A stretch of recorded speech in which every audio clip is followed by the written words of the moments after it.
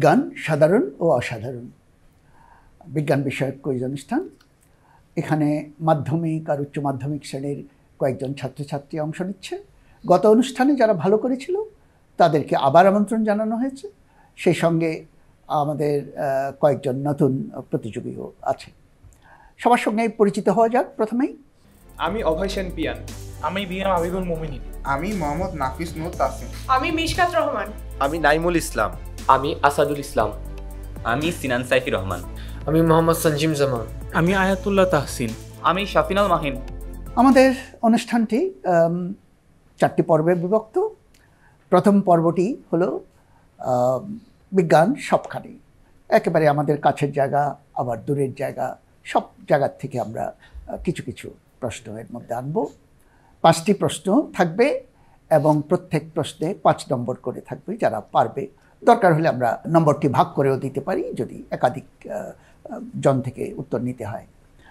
আমাদের প্রথম প্রশ্ন, টুইঙ্কল টুইঙ্কল লিটল স্টার আমরা শুনে আসছি চিরকাল, সেই টুইঙ্কলিংটা কেন হয়, যে মিটমিট করে কেন তারা, কিন্তু গ্রহ কিন্তু আবার মিটমিট করে না, সেটা একই ধারায় চলে, কিন্তু তারাগুলো মিটমিট করে কেন? মোমেনিন। বেসিক্যালি কিছু দ্বারা আর কি নিউক্লিয়ার ফিউশন রিঅ্যাকশনটা হয়, যার না, এটা নিউক্লিয়ার ফিউশনের ব্যাপার নয়। আমি সুযোগ দিচ্ছি, অন্য কেউ যদি বলতে পারে। স্যার, এখানে মেইন যে বিষয়টা কাজ করে সেটা হলো অনেক দূরত্বের বিষয়টা। আমরা যখন আকাশে তারা দেখি সেগুলো আসলে বিলিয়ন বিলিয়ন লাইট ইয়ার, অনেক কিছু আমাদের কাছে যেমন হচ্ছে কিছু বছর আর কি কয়েক লাইট ইয়ার্স দূরে থাকতে পারে, আবার বিলিয়ন বিলিয়ন লাইট ইয়ার্স দূরেও থাকতে পারে। কিন্তু গ্রহগুলো আমাদের অত্যন্ত কাছে, সেখান থেকে যে আলোটি আসে সেটির ইন্টেন্সিটি হয়তোবা বেশি, কিন্তু দূর থেকে যখন আলো আসে তখন সেটার ইন্টেন্সিটি অনেক কম থাকে এবং সেটি আমাদের আর কি আবহাওয়া আর কি বায়ুমণ্ডল ঠিক আছে।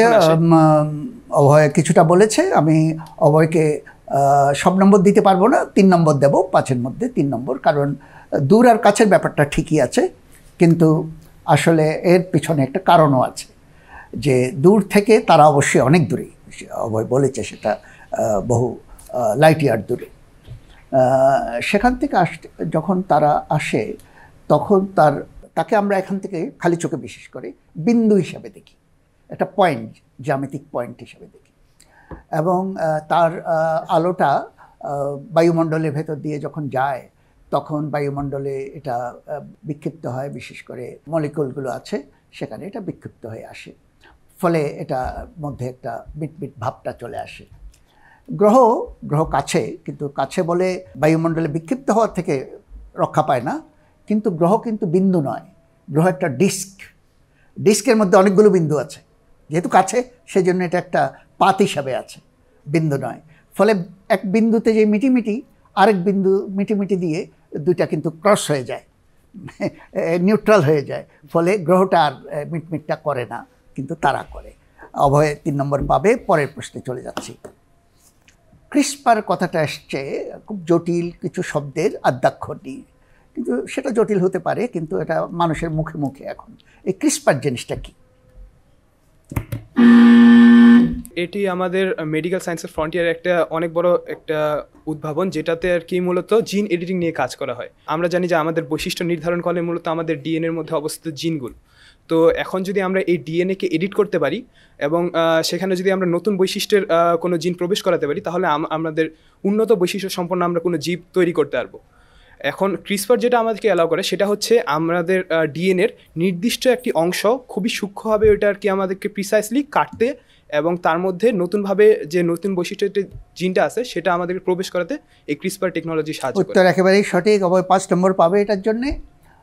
এটা হচ্ছে জিন এডিটিংয়ের ব্যাপার, জিনকে কাটা, এবং সেটা এনজাইম দিয়ে কাটা হয়, এবং এনজাইমগুলোকে গাইড করে হলো একটা আরএনএ, এবং সঠিক জায়গায় অবয় সেটা বলেছে যে কেটে দেয়। এটা আমরা শিখেছি কিন্তু ব্যাকটেরিয়ার থেকে।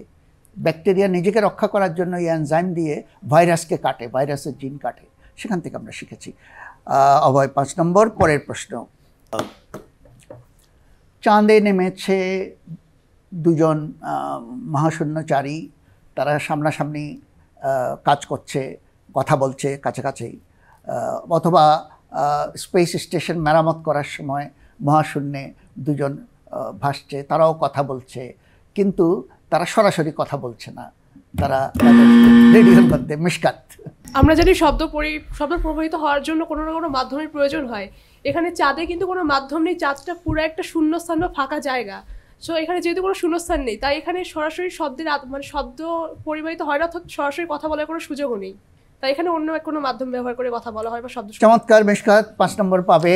বাতাসের অনুপস্থিতি এটার কারণ। বেসিক্যালি আরও একটা কারণ আছে, সেটা হলো সে তো একটা স্পেস স্যুটের মধ্যে থাকে, কাজেই বলতে পারলেও সে বেরোতে পারবে না। ঠিক আছে, আমরা পরের প্রশ্নে চলে যাচ্ছি। মিশকাত 5 নম্বর পাবে এটার জন্য। উজ্জ্বল একটা তারা, অন্য সব তারার মতোই, এই তারাটাই একদিন ব্ল্যাক হোলে পরিণত হয়, যেখানে কোনো উজ্জ্বলতা, কোনো আলো আসতে পারে না। কেন? সিনান। আমরা জানি যে তারারা জ্বলে, মানে তারাদের মধ্যে যে এটা আসলে একটা জ্বালানি, হাইড্রোজেন এবং হিলিয়ামের, হাইড্রোজেন থেকে হিলিয়াম উৎপন্ন হয়, যে অ্যাটমিক এনার্জি জেনারেশন যেটা। এবং জ্বালানি কোনো মানে জ্বালানি আসলে এক পর্যায়ে শেষ হয়ে যাবে, সব জ্বালানি শেষ হয়ে যাবে, আজীবন তো চলতে থাকবে না। তো একটা তারার জ্বালানি যখন শেষ হয়ে যায়, তার সম্পূর্ণ মানে হাইড্রোজেনকে হিলিয়ামে রূপান্তর ক্ষমতা যখন শেষ হয়ে যায়, তখন তার ভিতরে তার মানে অত্যন্ত অনেক বড় একটা ম্যাসের কারণে তার যে মহাকর্ষ সেটাই তাকে চুপসা শুরু করে, এবং মানে কম্প্রেস করতে করতে এমন একটা অবস্থায় পরিণত হয় যে তার ম্যাস অনেক বেশি কিন্তু আয়তন ছোট, ভলিউম ছোট। এই কারণে তার মানে গ্র্যাভিটেশনাল অ্যাট্রাকশন অনেক বেশি হয়, এবং সেটাকে আমরা ব্ল্যাক হোল হিসেবে জানি, যার মহাকর্ষ এত বেশি যে তার থেকে আলো বের হতে পারে না। তার থেকে আলো বের হতে পারে না, এই জন্য আমরা এটাকে ব্ল্যাক হোল বলি। হোল মানে সব কিছু খেয়ে ফেলে গর্তে পড়ে যায়, সেরকম একটা ঘটনা ঘটে।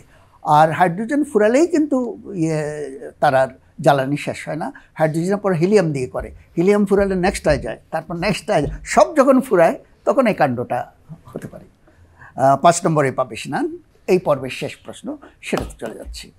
অন্ধকার হলে ঘুম পায়, এই অন্ধকার হলে কেন ঘুম পায়?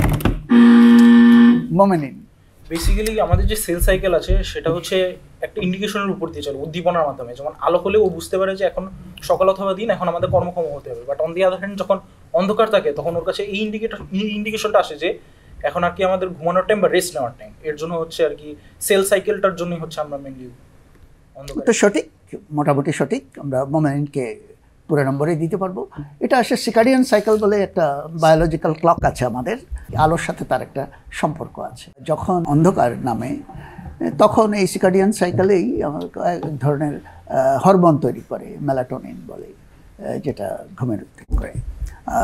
মোমেনিন 5 নম্বর পাবে এটার জন্য। আমাদের এই পর্বটা শেষ হয়ে গেল। পরের পর্বটি ইতিহাস নিয়ে, ইতিহাসের বাঁকে।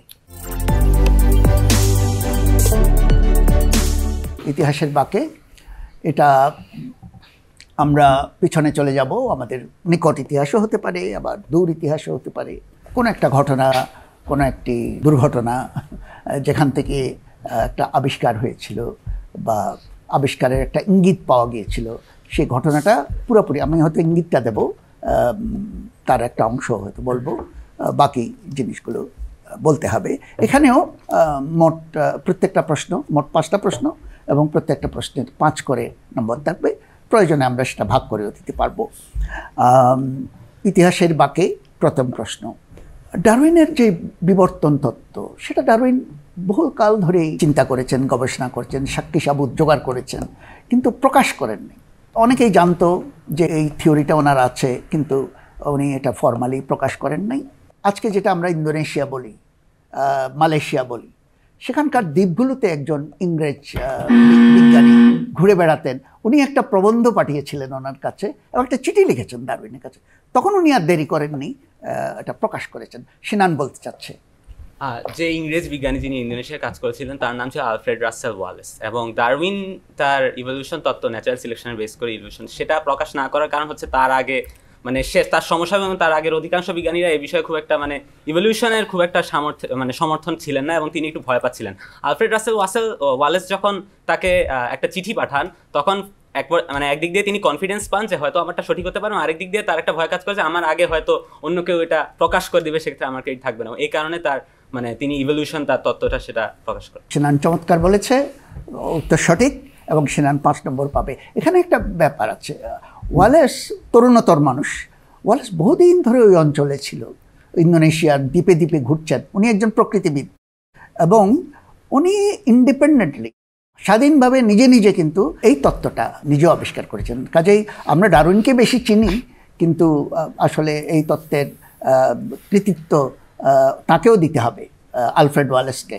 তো ওয়ালেসের চিঠিটা ডারউইন দেখে ভাবলেন যে ওয়ালেস তো আবিষ্কারই করে ফেলেছে, এখন তার তো একটা অগ্রাধিকার রাখতে হবে। কিন্তু প্রথম প্রকাশটা ওরা দুজন একসঙ্গে করেছিলেন, কারণ ওইদিকে নৈতিকতাটা মেনেছেন যে একসঙ্গে দুজনের কৃতিত্ব দিয়ে মেপেছেন। সিনান এটার জন্য 5 নম্বর পাবে। আমরা পরের প্রশ্নে চলে যাচ্ছি। এই যে আলোর গতি সবসময় সমান থাকে, এটা আজকাল আমরা সবাই জানি।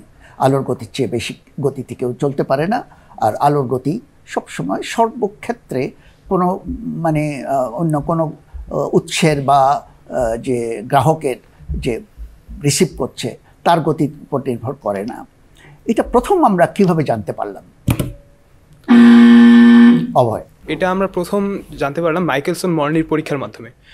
শুরুতে বিশ্বাস করা হতো যে ইথার নামে আমাদের যে মহাবিশ্ব আছে সেটা পুরোটাই পরিপূর্ণ, কিন্তু মাইকেলসন এবং মর্লি আর কি এমন একটা পরীক্ষা করলেন যেটা দিয়ে প্রমাণ হয়ে গেল যে ইথার বলে আসলে কিছুই নেই। তো এখন আলোর ট্রাভেলের জন্য যে একটা মাধ্যম দরকার, সেই মাধ্যমের জন্য যে ইথার ধরা হতো সেটা তখন ডিসমিস হয়ে গেল যে এটা আর কি ইথার বলে কিছু নেই।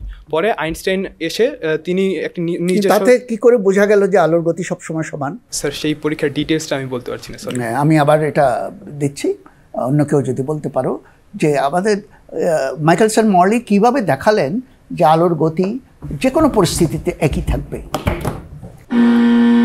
স্যার মাইকেলসন মর্লি যেটা বলেছিলেন যে ইথার যদি সত্যি থাকে তাহলে গোটা পৃথিবীটাও ইথারের মধ্যে ভাসছে। সো সূর্যের মানে পৃথিবী যখন অরবিটের মধ্যে আছে তখন একটা পর্যায়ে সে তাহলে ইথারের বিপরীতে চলছে, আর একটা পর্যায়ে অতীতে চলছে। তার মানে আলোর গতি তাহলে এক সময় ভিন্ন, আর এক সময় মানে বেশি আর এক সময় কম হওয়ার কথা, কিন্তু সেটা তো আমরা দেখি না। আলোর গতি সবসময় কনস্ট্যান্ট থাকে। আমরা কি দেখি না? যে আলো মানে যেই আলো যে মানে দূরত্ব, পৃথিবীর থেকে দূরত্ব যেটাই হোক না কেন, মানে আলো একই ভেলোসিটিতেই আসে। আমি আবার দিচ্ছি, এটা যদি আরো পরিষ্কার করে কেউ বলতে পারে। আমার মনে হয় না কেউ বলবে। এখানে আমরা অভয়কেই নম্বর দেব 3 নম্বর, এবং সিনানকে 2 নম্বর দেব, কিন্তু সিনানের কথাগুলো খুব স্পষ্ট না। এটা গতির সাথে একটা সম্পর্ক আছে, সত্য কথা, গতির সাথে সম্পর্ক আছে এবং পৃথিবীর গতির সাথে সম্পর্ক আছে। সেটা পৃথিবী যখন এগোয় মানে আবর্তন করে সূর্যের চারিদিকে, পৃথিবীর একটা গতিটা নেহাত কম না, এবং সেটা সেই দিকেই যদি আলো ফেলি আমরা, তাহলে তার গতি এবং পৃথিবীর গতি যোগ হওয়া দরকার। যেরকম ক্রিকেট বল করতে গেলে আমরা বলের গতি এবং বোলারের গতি দুইটা যোগ হয়, এটাই তো বিজ্ঞান বলে, কিন্তু যোগ হয় নাই। দেখা গেল সামনের দিকে দিলেও যা, পিছনের দিকে দিলে বা পাশের দিকে দিলেও একই, কারণ ওনাদের যন্ত্রটা ছিল, মাইকেলসন মর্লির যন্ত্রটা অত্যন্ত সূক্ষ্ম ইন্টারফেরোমেট্রিক একটা যন্ত্র। যদি কোনো ডিফারেন্স হতো ধরা পড়তো, কিন্তু ধরা পড়ে নাই, এবং পরবর্তীকালে কখনোই পড়ে নাই। এই জন্যই বোঝা গেছে। অভয় 3 এবং সিনান 2 এটার জন্যে। পরের প্রশ্নে চলে যাই, ইতিহাস নিয়ে। আমাদের রকেট বিজ্ঞানের লম্বা ইতিহাস আছে, বহুদিন স্পেস ট্রাভেল নিয়ে পরীক্ষা নিরীক্ষা চলেছে, কিন্তু রকেট পৌঁছায় দিয়েছে তাদেরকে স্পেসে, এমনকি চাঁদের অরবিটে পৌঁছে দিয়েছে, চাঁদে নামতে দিয়েছে। এখন হয়তো আরও দূরে এই রকেটেই আমরা যাব। কিন্তু সবার আগে যেই রকেট স্পেসে গিয়েছিল সেটা কোনটা, কেন? প্রথম যে রকেট স্পেসে পাঠানো হয়েছিল, যিনি পাঠিয়েছিলেন তার নাম ছিল উইলিয়াম গডার্ড। না, আমি আবার সুযোগ দেব, কি উদ্দেশ্যে তখন গিয়েছিল এবং তার নাম কি সেই রকেট? স্যার প্রথম যে রকেটটা উৎক্ষেপিত হয়েছিল সেটা মূলত রাশিয়া থেকে উৎক্ষেপণ করা হয়েছিল। সেটা আর কি সেটা তো স্পেস ট্রাভেলের অংশ হিসাবে। তো আমি এটা নিতে পারছি না, কারোই কেউ বোধহয় বলতে পারছে না। এটা আসলে যুদ্ধের সময় V2 রকেট, এটা স্পেসে গিয়েছিল। V2 রকেট জার্মানি থেকে, এটা একটা বোমা, বেসিক্যালি বোমা, রকেট দিয়ে চালিত বোমা, চালকবিহীন অবশ্যই, মিসাইলের মতো। এটা জার্মানির থেকে 1944-এ 44 সনে প্রথম রকেট গিয়েছিল, এরপর বেশ কয়েকবার গিয়েছে। V2 রকেট একটা মারণাস্ত্র, এটা স্পেসে প্রায় 175 কিলোমিটার উপর দিয়ে এটা গেছে। জার্মানি থেকে লন্ডনে গিয়ে এটা বিস্ফোরিত হয়েছে এবং প্রচুর ক্ষয়ক্ষতিও করেছে V2 রকেট। যারা V2 রকেটটা বানিয়েছিল, এই পরবর্তী রকেট বিজ্ঞানে তারাই অবদান রেখেছিল। এটার জন্য কেউ নম্বর পাবে না। আমরা পরের প্রশ্নে চলে যাই। 1000 বছর পুরানো রোগ, এই রোগ তোমার ইউরোপে, পরবর্তীকালে আমেরিকা, এশিয়ায় তো বটেই।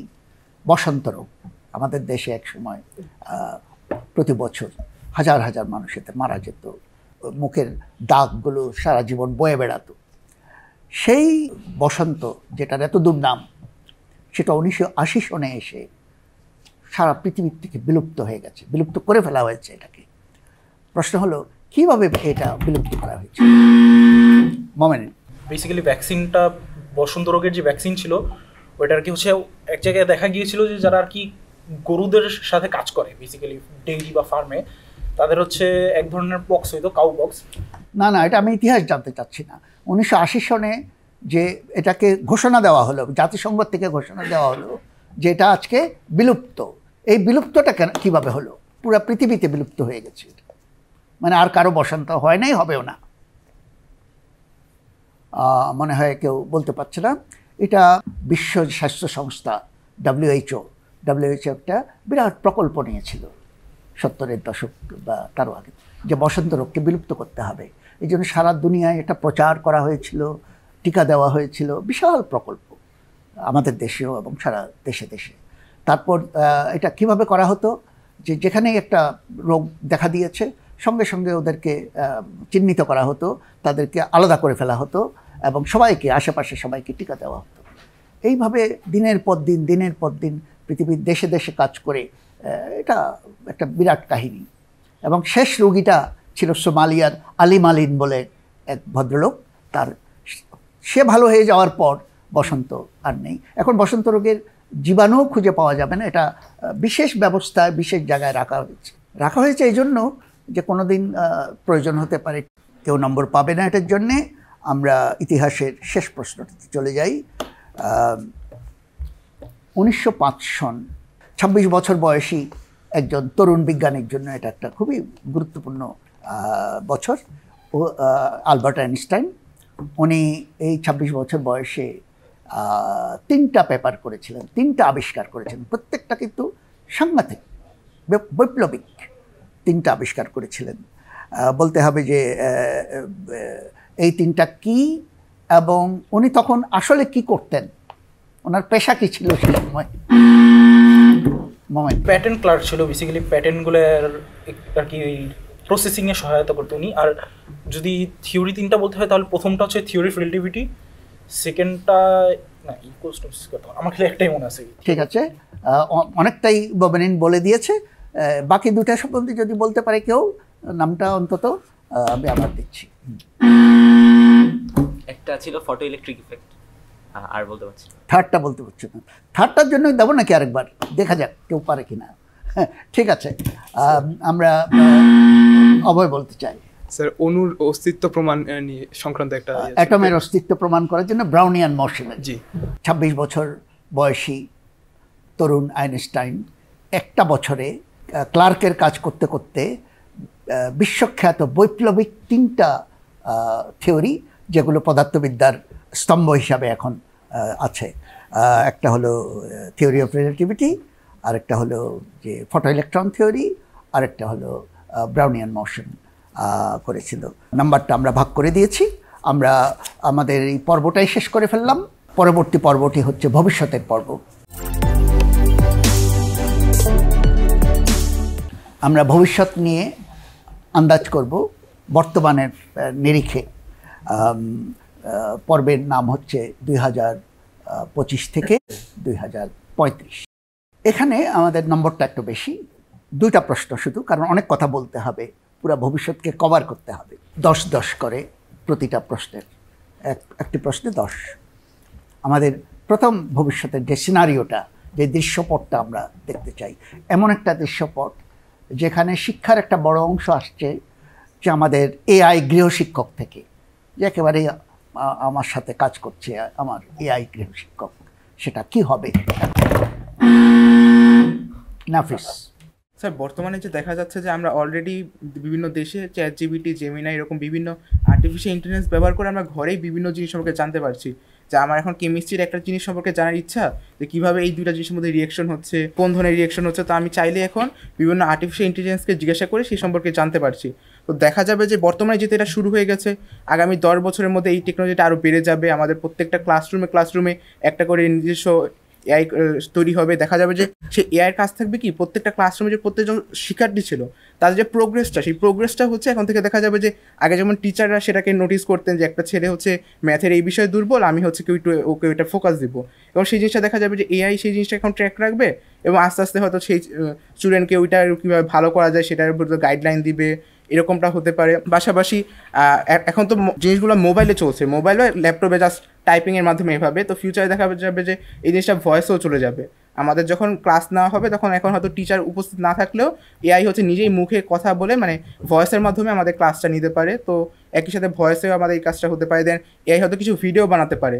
বর্তমানে দেখা যাচ্ছে যে যখন বায়োলজির বিভিন্ন জিনিস যেগুলো হচ্ছে যে টিচাররা হয়তো বিভিন্ন স্লাইড ব্যবহার করে আমাদেরকে বোঝান, তো এআই হতে পারে যে বিভিন্ন নিজে থেকেই মানে বুদ্ধিমত্তা ব্যবহার করে বিভিন্ন ভিডিও বানিয়ে কীভাবে পলিউশন কাজ করে, বাট অনুপ্রেরণার মধ্যে ভিতরে কী হচ্ছে এই জিনিসগুলো কীভাবে কাজ করে, এই সব কিছু হচ্ছে এআই ভিডিওর মাধ্যমে দেখাতে পারে।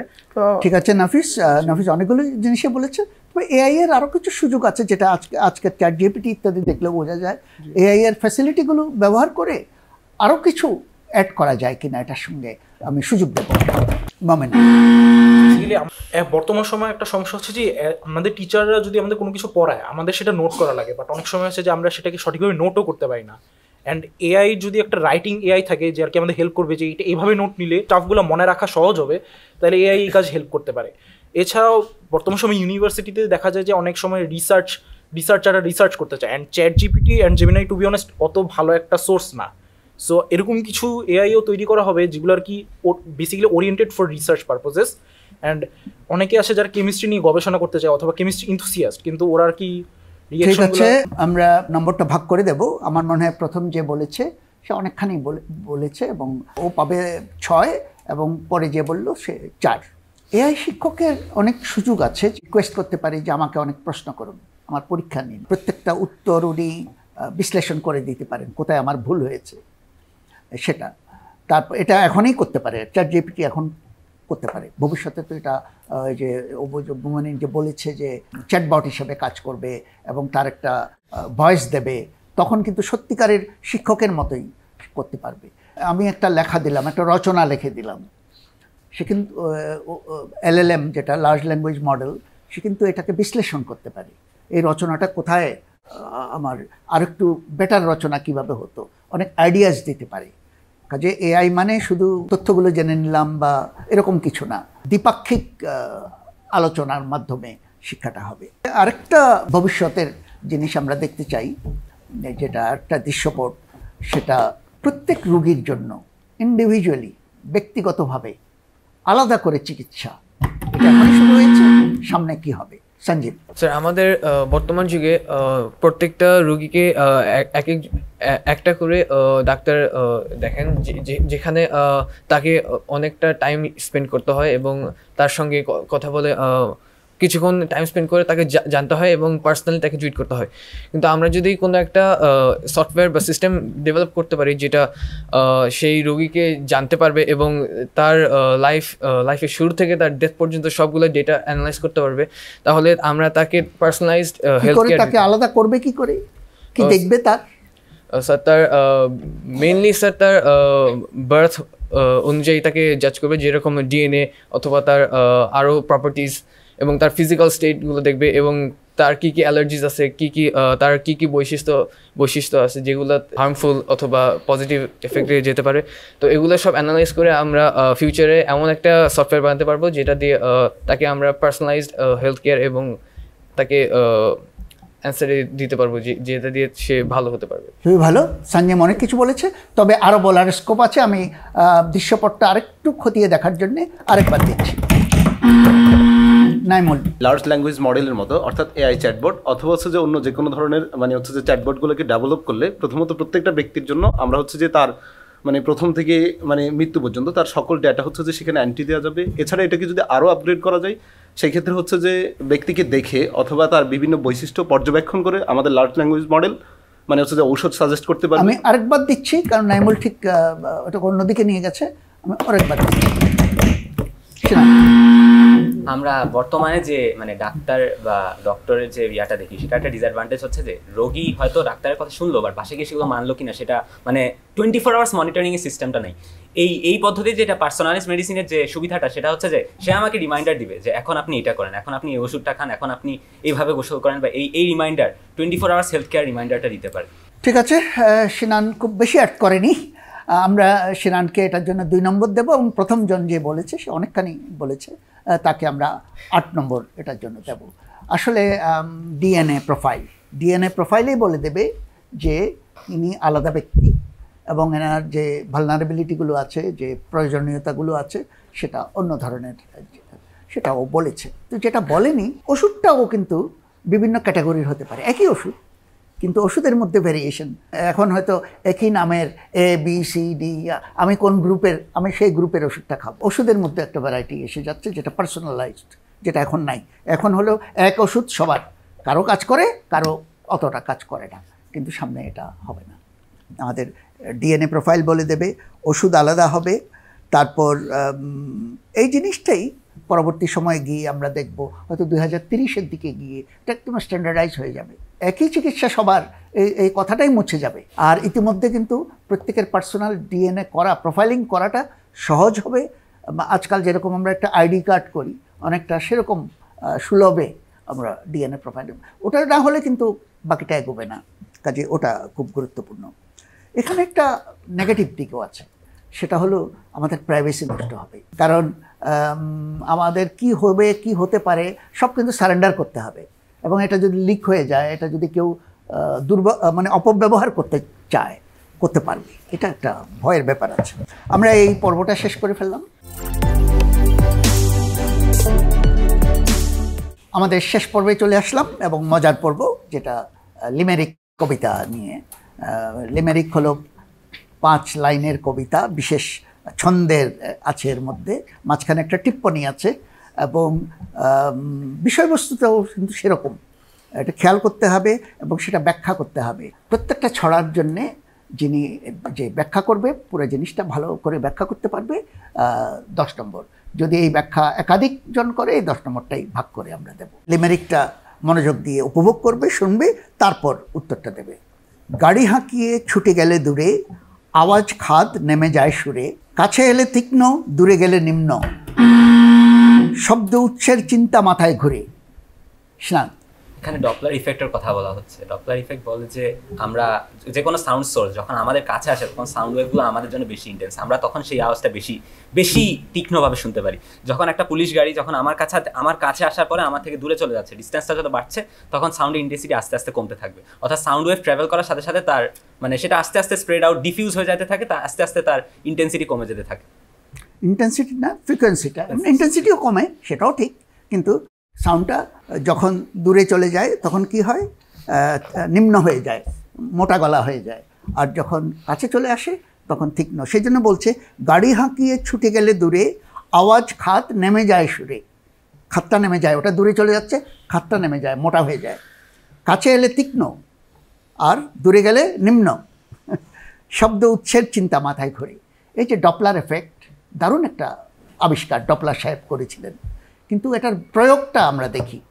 প্রয়োগটা এক হলো, মহাবিশ্ব যে ক্রমাগত বড় হচ্ছে, এটা কিন্তু ডপলার এফেক্ট দেখে, শব্দ দিয়ে না, আলো দিয়ে, যে লালের দিকে সরে যাচ্ছে, এটা দেখে। আবার আমার যখন রক্তনালী ব্লক হয়ে যাচ্ছে, স্পিড হচ্ছে না, সেই স্পিডটা আমি মাপি কী করে, ডপলার এফেক্ট করে, যে আওয়াজটা শুনে যেই স্পিডে সে দূরে যাওয়ার কথা, সেই স্পিডে যাচ্ছে কিনা আমি সেটাই দেখি। কোথায় আমার রক্ত আর কোথায় মহাবিশ্ব, মাঝখানে গেছেন ডপলার। 10 নম্বর সিনান পাবে এটার জন্য। পরের লিমেরিক, 2 সাপের পেঁচিয়ে থাকা আলিঙ্গনে, ঘুরে ফিরে 4টি বেশ মাঝখানে, ওয়াটসন ক্রিক 2 জনে কোট খুঁজে পান এইখানে, জীবনের রহস্যের শেষ হলো এই সমাধানে। স্যার এটা হচ্ছে মূলত বোঝানো হচ্ছে যে ডিএনএ, স্যার ক্রিক এবং হচ্ছে যে ওয়াটসন যারা এই ডিএনএ দ্বিসূত্রক ডিএনএটাকে যারা হচ্ছে দ্বিসূত্রক ব্যাখ্যাটা দিয়েছিলেন এবং এর জন্য ওনারা নোবেল পুরস্কার পেয়েছিলেন। এখানে মূলত যেটা দেখানো হয়, দুই পাশে থাকে দুটো নাইট্রোজেন বেস, আর মাঝে থাকে হচ্ছে যে মানে হচ্ছে সমান্তরাল বেসগুলো হচ্ছে মাঝে থাকে, এখানে দুই পাশে যে নাইট্রোজেন বেসগুলো থাকে এটাই বোঝানো হচ্ছে। আর এটাই হচ্ছে আমাদের জীবনের মূল ভিত্তি তথা ডিএনএ, এটাই মূলত এই লিমের চমৎকার নাইমুল, চমৎকার বলেছে, পুরা ডিএনএটা সব বুঝিয়ে দিয়েছে। দুই সাপের পেঁচিয়ে থাকা আলিঙ্গনে ঘুরে ফিরে 4টি বেস, সেই 4টি বেস কি ACTG, হয় A নইলে C নইলে T নইলে G, আসলে এগুলো মলিকিউল, গুয়ানাইন, সাইটোসিন, এরকম মলিকিউলগুলো। এরপর ওয়াটসন ক্রিক দুইজনে কোড খুঁজে পান এইখানে। কিসের কোড? জীবনের কোড, জীবনের কোড। জীবনের রহস্য শেষ হলো সমাধানে। 10 নম্বর ও পাবে 10 নম্বর। আমরা আমাদের অনুষ্ঠানটি শেষ করে ফেললাম। যারা অনুষ্ঠানটি দেখেছেন তাদেরকে সবাইকে ধন্যবাদ, এবং পরের অনুষ্ঠানে আমরা সবাইকে আমন্ত্রণ জানাবো। সেই সঙ্গে আমরা স্কোরগুলো দেখে ফেলি, কারা এগিয়ে আছে।